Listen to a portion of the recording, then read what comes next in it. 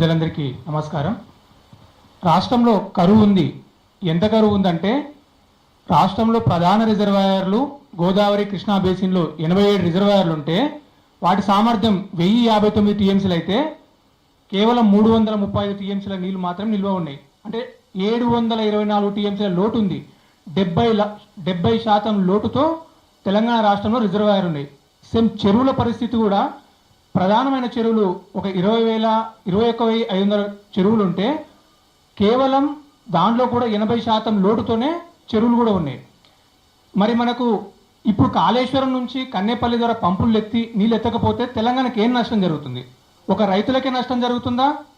రైతులకు మాత్రమే కాదు, హైదరాబాద్లో ఉన్నటువంటి ఇండస్ట్రీస్ నష్టం జరుగుతుంది. సాఫ్ట్వేర్ రంగంలో పనిచేసినటువంటి సాఫ్ట్వేర్ ఉద్యోగులకు నష్టం జరుగుతుంది. ఇది ఒక రైతులతోనే పోయేది కాదు, సుమారు 1,00,000 కోట్ల సంపద ఆవిరైపోతుంది తెలంగాణలో. ఇది ఉత్తగా చెప్తున్నటువంటి మాట కాదు.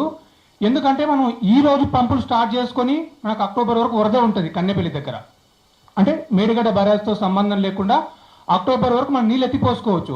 సుమారు ఒక రోజుకు 2 టీఎంసీలు చొప్పున 100 రోజుల్లో 200 టీఎంసీలు నీళ్ళు ఎత్తిపోసుకున్నా మనకు రివర్స్ పంపింగ్ ద్వారా ఎస్ఆర్ఎస్పి నింపుకోవచ్చు, ఎల్ఎండి నింపుకోవచ్చు, మిడ్మానేరి నింపుకోవచ్చు, మల్లన సాగర్ నింపుకోవచ్చు. ఎల్లంపల్లికి నీళ్ళు వస్తే విద్యుత్కి ఉపయోగపడుతుంది.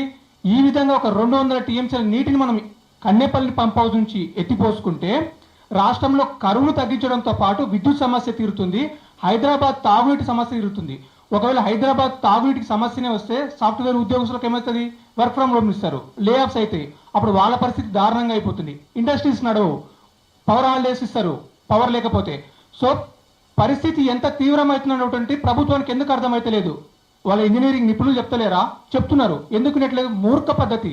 ఇంత మూర్ఖ పద్ధతి రేపు జంజి కూడా ఆలోచిస్తుంది, అరే ఇంత మూర్ఖమేంటా, నీళ్ళు పోతున్నాయి, 93.5 మీటర్లలో నీళ్ళు ఎత్తొచ్చు అంటున్నారు, అక్కడ 98 మీటర్లలో నది మట్టం ఉంది, నీళ్ళు ఎందుకు ఎత్తలేదని చెప్పేసి ఈ తరం పిల్లలు కూడా ఆలోచిస్తున్నారంటే ప్రభుత్వం ఒకసారి ఆలోచించుకోవాలి. ఇది కరెక్ట్ అయినటువంటి పద్ధతి కాదు. ఈ రోజు కూడా రిజర్వాయర్లో 80% లోటు ఉంది. ప్రస్తుతం మనకు ఎస్ఆర్ఎస్పి చూసుకుంటే శ్రీరామ్ సాగర్ ప్రాజెక్టు 80 టీఎంసీలకు డెడ్ స్టోరేజ్ పోను 12 టీఎంసీల నీళ్ళు మాత్రమే ఉన్నాయి. నిజాం సాగర్ 17 టీఎంసీలకు 6 టీఎంసీలు మాత్రమే ఉన్నాయి. మిడ్ మానేర్లో 25 టీఎంసీలకు గాను 8 టీఎంసీలే ఉన్నాయి. లోయర్ మానేర్లో 24 టీఎంసీలకు 6 టీఎంసీల నీళ్ళు మాత్రమే ఉన్నాయి. ఇట్లా చెప్పుకుంటూ పోతే ప్రధాన రిజర్వాయర్లో ఈ పరిస్థితి ఉంది. ఇదే పరిస్థితి కృష్ణా బేసిన్లో కూడా ఉంది. అంటే రిజర్వాయర్లు ఎక్కడ కూడా నీళ్ళు లేవు, రాష్ట్ర ప్రభుత్వం నీళ్ళు ఎత్తమని చెప్తుంది. ఇదే పరిస్థితి కొనసాగితే తెలంగాణలో చాలా తీవ్రమైన ప్రమాదం ఏర్పడే అవకాశం ఉంది. ఇక్కడ ఉన్నటువంటి రిటైర్ ఇంజనీర్లు ఒక విషయాన్ని చెప్పాలి. ఇప్పుడు వరద మన సూపర్ ఎల్నినో కానీ ఈ సంవత్సరం కాదు, వచ్చే సంవత్సరం వరకు కూడా ఉంటుందని చెప్తున్నారు శాస్త్రవేత్తలు, నిపుణులు. ఇప్పుడు అక్టోబర్ వరకు వరద ఉంటుంది, నవంబర్ తర్వాత కన్నేపల్లి దగ్గర వరద ఉండదు. ప్రత్యామ్నాయం ఏంటి? అక్కడ ఉన్నటువంటి ప్రభుత్వంలో పనిచేసేటువంటి ఇంజనీర్లే ప్రభుత్వానికి ఒక నివేదిక ఇచ్చిండ్రు. అక్కడ ఒక రబ్బర్ డ్యామ్ కానీ కాపర్ డ్యామ్ కానీ నిర్మాణం చేసి నీటిని ఎత్తిపోసుకోవచ్చు. అన్నారం సుందిల్లా బ్యారేజ్ యొక్క గ్రౌటింగ్, సీపేజీ అన్ని పనులు పూర్తి అయిపోయాయని చెప్పేసి వాళ్ళ ఇంజనీర్లు నివేదిక ఇచ్చిండ్రు. మరి అక్టోబర్ తర్వాత ప్రభుత్వం ఏం చేస్తుంది? ఇప్పుడు మనం పోరాడతాం, అక్టోబర్ వరకు నీళ్ళు ఎత్తాలి, కన్నేపల్లి దగ్గర నీళ్ళు ఉన్నాయని.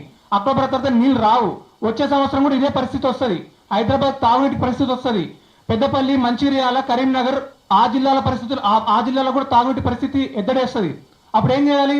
ఖచ్చితంగా కన్నేపల్లి దగ్గర అట్లీస్ట్ అక్టోబర్ తర్వాత నీళ్ళు ఎత్తిపోసుకోవడానికి ఒక రబ్బర్ డ్యాము, కాపర్ డ్యాము, మట్టి కట్టను ఏదో ఒకటి కట్టగట్టి 1 టీఎంసీ 1/2 టీఎంసీ ఎండాకాలంలో కూడా నీళ్ళు ఎత్తిపోసుకోవడానికి అవకాశం ఉంటుంది. ఎందుకంటే మనకు మేడగడ్డ దగ్గర మనకు మే వరకు కూడా 10,000 క్యూసెక్ల నీళ్ళు అయినాయి గత సంవత్సరం. ఈ ఒక సంవత్సరం కాదు, గత 100 ఏళ్ల చరిత్ర ఎప్పుడు తీసుకున్నా కానీ మనకు కాళేశ్వరం దాటిన తర్వాత మే నెలలో కూడా 10,000 క్యూసెక్ల నీళ్ళు పోతాయి. అంటే 1 టీఎంసీకి సమానమైన నీళ్ళు పోతుంటాయి. కాబట్టి ప్రభుత్వం ఆ విధంగా చర్యలు తీసుకోవాలి. వెంటనే హైదరాబాదు పట్టణం కోసం, తెలంగాణ రైతాంగం కోసము కన్నేపల్లి పంపులను ఆన్ చేసి నీళ్ళు ఎత్తాలి. తర్వాత వచ్చే కరువు నుంచి తెలంగాణ రక్షించాలని చెప్పేసి ఈ వేదిక నుంచి డిమాండ్ చేస్తున్నాను. Thank you. జై తెలంగాణ.